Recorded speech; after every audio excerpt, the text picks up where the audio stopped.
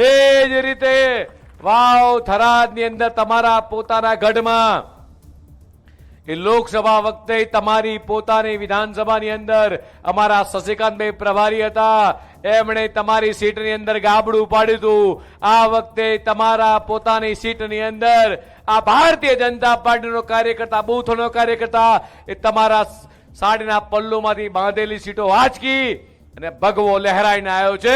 નતમસ્તક વંદન કરવાનું મન થાય મિત્રો તમામ કાર્યકર્તાઓને. જય હિન્દ, જય માતાજી.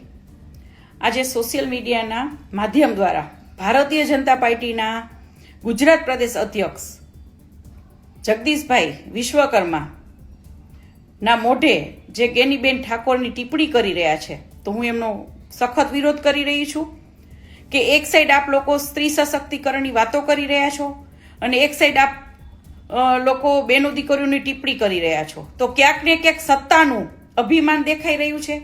2027 હજી બાકી જ છે અને જગદીશભાઈ આજે બીજેપી પાર્ટીના કોઈ પણ નેતા, અને હું કોઈ પણ પક્ષનું કહું છું, કોઈ પણ પક્ષના નેતા જ્યારે બેનો દીકરીઓની ટિપ્પણી કરી રહ્યા હોય છે ત્યારે એમનું કદ પોતે જ નીચું દેખાડી રહ્યા હોય છે.